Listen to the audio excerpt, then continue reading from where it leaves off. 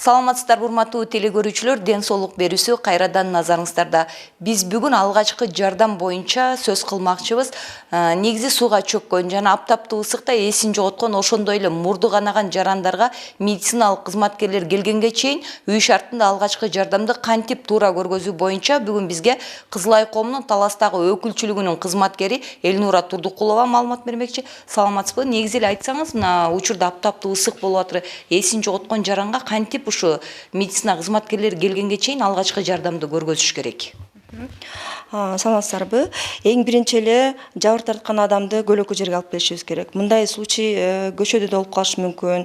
Может, ысык эшикте жүрүп, андан кийин мындай помещение ичине киргенде кулап калышы мүмкүн, пострадавший адамчы. Ошондо эле сразу көлөкө жерге алып келиш керек ал кишини.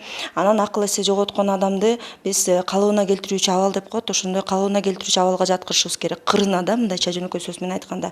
Эмнеге кырына жаткырышыбыз керек? Анткени акыл эси жоготкон адам чалкасынан жатканда организмден көптөгөн сууктуктар чыгышы мүмкүн, кан чыгышы мүмкүн, кузунду чыгышы мүмкүн, же болбосо ошол эле тили дем алуу жолдоруна кептелип, дем алууга тоскоолдук болуп, ал адам өлүмгө дуушар болуп калышы мүмкүн, көпкө чейин чалкасынан жатса. Ошондуктан биз жабыр тарткан адамды калыбына келтирүүчү абалга кырына жаткырышыбыз керек. Азыр эми ошо положениени мен көрсөтүп берейин практика жүзүндө. Жабырланган адам дели эс учун жоготуп койду. Келгенде эле эмне кылабыз? Эс учу барбы жогун түшүнүш үчүн эң биринчи эки ийинен силкилдетебиз. Чоң кыз, сизге жардам керекпи деген сөз менен кайрылабыз. Эгерде силерге жооп бербесе, анда биз түшүнөбүз, бул жабыр тарткан адамдын акыл эси жок экенин. Андан кийин уже дем алуусун текшерип көрүшүбүз керек. Дем алуусу да токтоп калышы мүмкүн ыктымал да. Ошон үчүн дем алуусун текшеребиз. Кантип текшеребиз? Дем алуу жолдорун ачуу менен. Дем алуу жолдорун кантебиз? Бир оозду чекеге коебуз, эки манжа менен эгин көтөрөбүз. Андан кийин кулагыбызды жабыр тарткан адамдын мурдуна алып келебиз, дагы 10 секундда ичибизден санап туруп угабыз, тыңшайбыз, бир чети жылуулук сезебиз жана көзүбүз менен көкүрөгүн көтөрүлүшүн байкайбыз. 10 секунддын ичинде эгерде дем алуусу бар болсо, анда түшүндүк. Бул жабыр тарткан адамдын дем алуусу бар экен, только акыл эси жок. Анда биз калыбына келтирүүчү абалга жаткырабыз. Калыбына келтирүүчү абалды жаткырыш үчүн өзүңөргө жакынкы колун мында положенияда коебуз. Кийинки колун алабыз, дагы жабыр тарткан адамдын жаагына коебуз. Колун кармадык.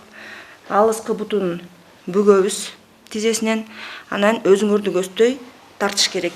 Колу менен бутун одновременно тартышыбыз керек да. Анткени бирдей калыпта оодарылыш керек жабыр тарткан адам. Момундай положенияда жаткырып туруп, чыканагы жерде тирелиш керек, тизеси да жерге тирелиш керек. Эгин ачып коебуз.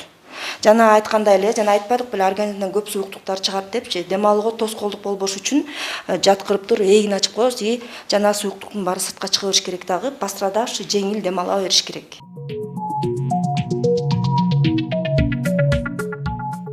Мурду канаган жаранга ушу алгачкы жардамды кантип көргөзсө болот? Мурдунан кан аккан адамды биз көбүнчө элдин арасында көптөгөн адамдар мурунку метод менен колдонушат. Бул отургузуп туруп чалкалатып коюшат да көбүнчө. Негизи азыр жаңыланган метод менен ал ыкма көп туура эмес да.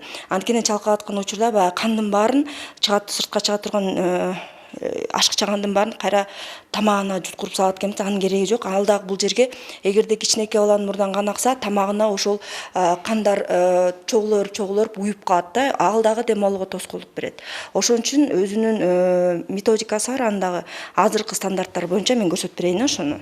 Мисалы үчүн менин мурдуман кан агып атат дейли. Эмне кылабыз? Отурабыз. Ушундай положенияда мурдубуздун өйдө чемирчектин үстүнөн кысып кармайбыз. Анан чыканагыбызды бутубуздун үстүнө коебуз, дагы ушундай положенияда отурушубуз керек, кыпчып. Баштын артына материалды суулап туруп, нымдаштырып коюп коебуз. Ал материал эмне кылат? Нымдаштырганда бул жерде башка кете турган кан тамырлары өтөт да. Ушул жерге нымдаштырган муздак сууга нымдаштырган материалды койгондо кан тамырлар жыйрылат, дагы ошонун эсебинен мурдун каны токтойт. И момундай положенияда турганда ушу ашыкча кан сыртка чыгып кетиш керек да, и дем алууга тоскоолдук болбош керек. Ушул метод менен 15-20 мүнөткө чейин отургузабыз. Андан тышкары 20 мүнөттөн ашык кан ага турган болсо, анда обязательно больницага алып барыш керек. Эгерде 20 мүнөткө чейин токтой турган болсо, анда биринчи жардам көрсөтүк деп түшүнсөк болот. Бул жерине койсок болот материалды, жана бир аз токтогондон кийин чекесине да коюп койсок болот. Нымдуу муздак материалды. Айтсаңыз, негизи мына учурда аптаптуу ысык болуп атпайбы, анан кийин сууга чөккөн жарандарыбыз да көбүрөөк болуп атат да, анан ошо сууга чөккөн жарандарга алгачкы жардамды кантип көргөзүш керек? Ооба, аябай ушундай кырсыктар көп эле. Биз дагы соц тармактарда мындай да жаңылыктарды аябай көп угуп атабыз. Катуу ысыкта көпчүлүк биздин жарандары сууга түшкөнүн барышып атат, анан кийин суу ичүүлөр болуп калып атат да. Негизинен сууга чөккөн учурда тез жардамды, пострадавшийди, жабыр тарткан адамды суудан алып чыкканда тез жардам чакырабыз. Бирок ал тез жардам келгенге чейин дагы бул жабыр тарткан адам жардамга муктаж болот да. Анткени тез жардам келгенге чейин дагы убакыт өтүп кетет ортодон. Ошон үчүн өпкө жүрөк реанимациясын жасашыбыз керек да ошол учурда. Эгерде жабыр тарткан адам сууга чөгүп кетсе, анда ал адамды суудан алып чыккандан кийин дем алуусун текшергенден кийин токтоду да, дем алуусузчу, ошол учурда токтогон учурдан баштап 10 мүнөткө чейин бизде мүмкүнчүлүк болот да жардам көрсөтүүгө. Анан 10 мүнөттөн ашып кеткенде уже биздин мүмкүнчүлүктөр азая берет адамды сактап калуугачы. Ошон үчүн өпкө жүрөк реанимациясын жасаш керек. Мен ошол өпкө жүрөк реанимациясын канча жасайт экенин сиздерге көрсөтүп берейин. Негизи өпкө жүрөк реанимациясынын техникасы возраст боюнча бөлүнөт. Бул чоң кишиге өзүнчө жазалат, өспүрүмдөргө өзүнчө башкача техника менен жазалат, и 1 жашка чейинки балдардыкы өзүнчө жазалат да. Сиздерге этап менен сиздерге көрсөтүп берейин. Жабыр тарткан адамды түшүндүк, что сууга чөктү, суудан алып чыгабыз. Эң биринчи эле суудан алып чыккандан кийин дем алуусун текшерип көрөбүз. Акыл эсин баягыдай эле силкилдетип чакырабыз. Жооп бербесе, анда дем алуу жолдорун ачабыз да 10 секундда текшеребиз. Биз түшүндүк, акыл эси дагы жок, дем алуусу да жок экен. Анда реанимацияны жасап башташ керек, убакытты кетирбестен. Тез жардамды чакырып коюп, ал келгенге чейин реанимация жасашыбыз керек. Кандай кылабыз? Сөзсүз түрдө кийимин чечишибиз керек. Анткени замочектер болушу мүмкүн, топчулар болушу мүмкүн. Алардын үстүнөн басканга болбойт. Ошон үчүн көкүрөгүн бошотобуз. Сөзсүз түрдө ылдый жагы катуу болуш керек. Алды жагы жумшак болгонго болбойт. Анткени биз үстүнө көкүрөгүнө басканда кабыргаларына күч келип сынып кетиши мүмкүн да. Ошон үчүн асты түздүктө катуу болуш керек. Жабыр тарткан адамды суудан алып чыккандан кийин эң биринчи 5 контрольный үйлөө жасашыбыз керек. 5 контрольный үйлөө жасаганда бул адам дем алып кетиши мүмкүн да. Анткени суунун баары могу дем алуу жолдоруна толуп калат да. И биз үйлөгөндө нары көздөй напор болот, басым болуп турган кайра сыртка суу терип чыгат да. Ошон үчүн биринчи эле 5 жолу үйлөшүбүз керек. 5 жолу үйлөгөндө дем алуу жолдорун ачабыз, мурдун жаап туруп үйлөйбүз. 1 2 3 4 5 жолу үйлөдүк. Басуулар башталат. 30 жолу басуу. 1 2 3 4 5 6 7 8 9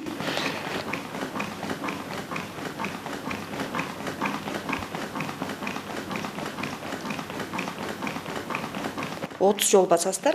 Анан кийинкилер уже 2 жолу. 1 2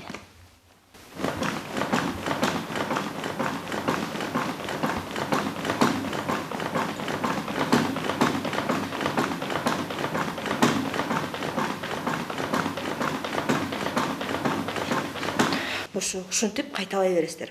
30 жолу басасыңар, кийинкилер уже 2 жолу үйлөйсүңөр. 30 жолу басасыңар, 2 жолу үйлөйсүңөр. Ушинтип айлантып бересиңер. 4 цикл кыласыңар. 4 цикл деген 30 басуу, 2 үйлөө. Ушунан 4 кыласыздар, анан дем алуусун текшересиздер. Пайда болсо, кырына жаткырып коесуздар. Пайда болбосо, тез жардам күтөсүздөр, дальше жаза бересиздер.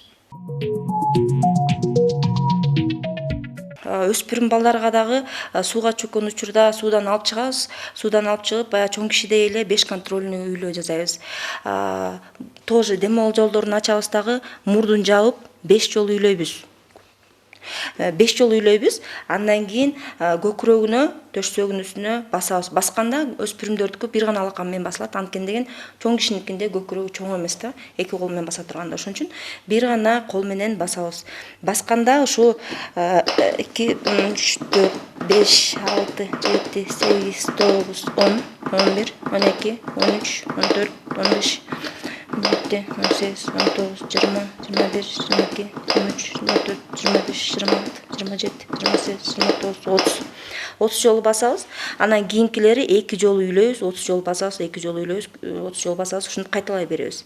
Басып атканда обязательно бул тереңдиги капталдан караганда 3төн 1 бөлүгүнө чейин басылыш керек. Эмнеге дегенде биз жүрөктү искусственный түрдө иштетип атабыз да. И биздин басканыбыз жүрөккө чейин жетип, жүрөктү кысыш керек да. Ошон үчүн 3төн 1 бөлүккө чейин тереңдикке баса беребиз. Элнур эже, айтсаңыз, негизи сууга чөккөн адамга жасалма дем алдыруудан тышкары дагы кандай жардамдарды көргөзүш керек? Негизинен жасалма дем алдыруу бул уже пострадавш жартап аткан адамды жээкке алып чыккандан кийин көрсөтүлөт да чында.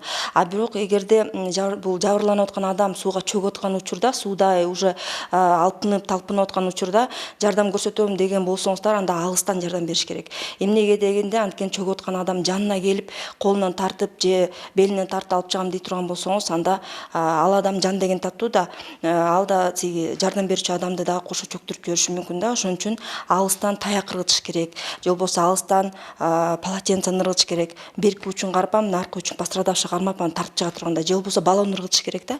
Анткени ошо жардам бере турган адамга да бул аябай кооптуу ситуация болуп эсептелет. Ошон үчүн башында ушу айтат элем, эң биринчи пострадавший эгерде чөгүп аткан учур болуп атса, алпынып аткан учур болуп атса, ушундай методдорду колдонуңуздар.